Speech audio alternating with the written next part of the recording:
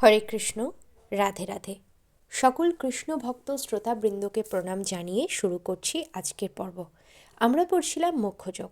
এখন হবে শ্লোক ৬৬।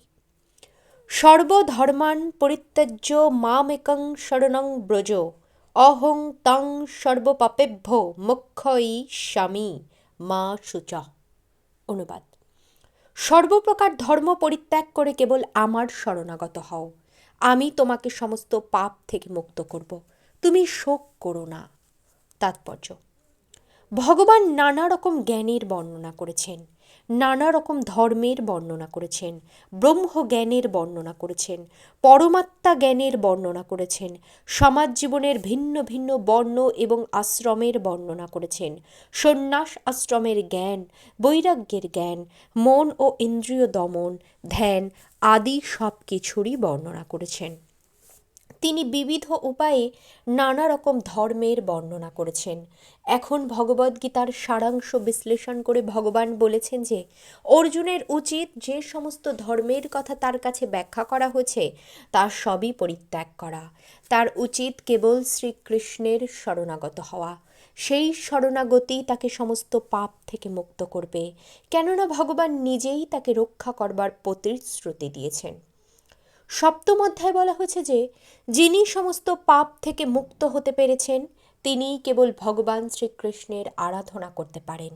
এভাবেই কেউ মনে করতে পারে যে যদি না সে সব রকমের পাপ থেকে মুক্ত হচ্ছে, সে ভগবানের শরণাগতির পন্থা গ্রহণ করতে পারে না। সেই সন্দেহের পরিপ্রেক্ষিতে এখানে বলা হয়েছে যে কেউ যদি সমস্ত পাপ থেকে মুক্ত না হয়েও থাকে, কেবল শ্রীকৃষ্ণের শরণাগত হওয়ার ফলে তিনি আপনা হতেই সমস্ত পাপ থেকে মুক্ত হবেন। পাপ থেকে নিজেকে মুক্ত করবার জন্য অন্য কোনো কষ্টসাধ্য প্রচেষ্টার প্রয়োজন নেই। আমাদের উচিত শ্রীকৃষ্ণকে সমস্ত জীবের পরম পরিত্রাতা বলে দ্বিধাহীনভাবে গ্রহণ করা।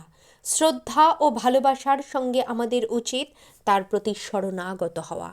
শ্রীহরি ভক্তিবিলাস গ্রন্থে শ্রীকৃষ্ণের চরণে আত্মসমর্পণের পদ্ধতি বর্ণনা করে বলা হয়েছে: আনুকূল্যস্য সংকল্প প্রাতিকূল্যস্য বর্জনম রক্ষিষ্যতীতি বিশ্বাস গুপ্তৃত্বে বর্ণং তথা আত্মনিক্ষেপকার্পণ্যে সর্বিধা শরণাগতি।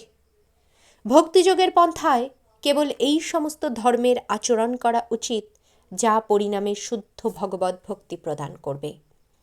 কেউ বর্ণ অনুসারে তার স্বধর্মের অনুষ্ঠান করে যেতে পারেন, কিন্তু তার কর্তব্য সম্পাদন করার ফলে তিনি যদি কৃষ্ণ ভাবনাময় ভগবৎ ভক্তি লাভ না করেন, তাহলে তার সমস্ত কর্মই অর্থহীন। যা কৃষ্ণ ভাবনাময় শুদ্ধ ভক্তি প্রদান করে না তা পরিত্যাজ্য। মানুষের দৃঢ় বিশ্বাস থাকা উচিত যে সমস্ত দুঃখ দুর্দশা থেকে শ্রীকৃষ্ণ সর্বতোভাবে রক্ষা করবেন। দেহ ও আত্মা একত্রে কিভাবে রক্ষা হবে তা নিয়ে দুশ্চিন্তা করার কোনো প্রয়োজন নেই।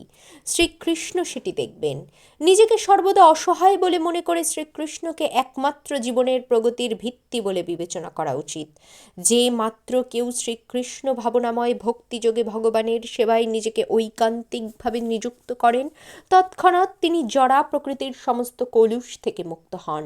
জ্ঞানের অনুশীলন ও যোগ সাধনায় ধ্যান আদি অনুশীলনের মধ্যে বিভিন্ন রকমের ধর্মীয় পদ্ধতি ও শোধনকারী পদ্ধতি রয়েছে, কিন্তু যিনি শ্রীকৃষ্ণের চরণে আত্মসমর্পণ করেছেন তাকে এই সমস্ত ধর্ম অনুষ্ঠান করতে হয় না।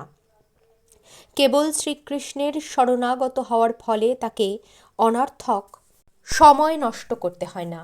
এভাবেই তৎক্ষণাৎ সমস্ত রকম উন্নতি সাধন করে সমস্ত পাপ থেকে মুক্ত হওয়া যায়।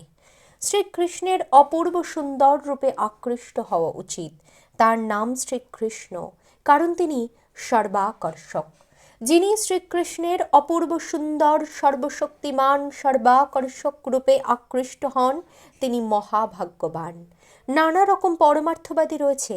তাদের মধ্যে কেউ নির্বিশেষ ব্রহ্মজ্যোতির প্রতি আসক্ত, কেউ পরমাত্মা রূপের প্রতি আসক্ত, কিন্তু যিনি পরমেশ্বর ভগবানের সবিশেষ রূপের প্রতি আকৃষ্ট এবং সর্বোপরি যিনি স্বয়ং ভগবান শ্রীকৃষ্ণের প্রতি আকৃষ্ট, তিনি সমস্ত পরমার্থবাদীদের মধ্যে শ্রেষ্ঠ।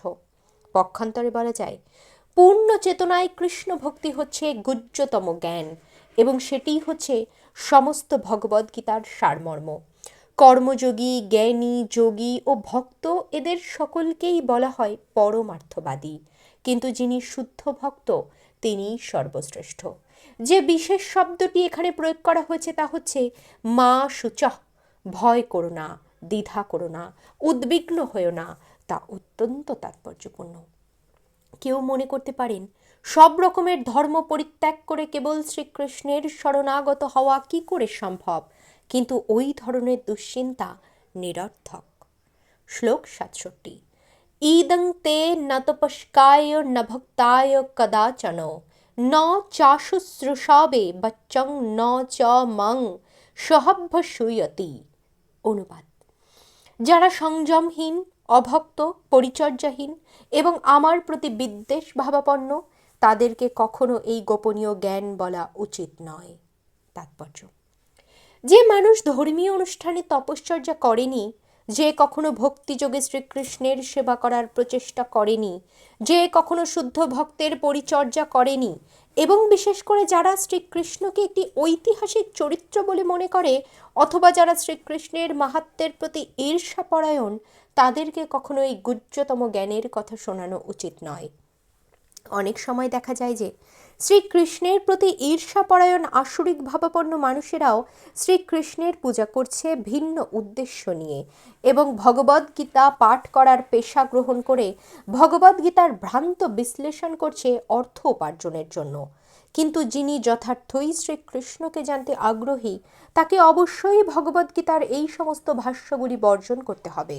প্রকৃতপক্ষে যারা ইন্দ্রিয় সুখ ভোগের প্রতি আসক্ত, ভগবদ্গীতার যথার্থ উদ্দেশ্য তাদের বোধগম্য হয় না।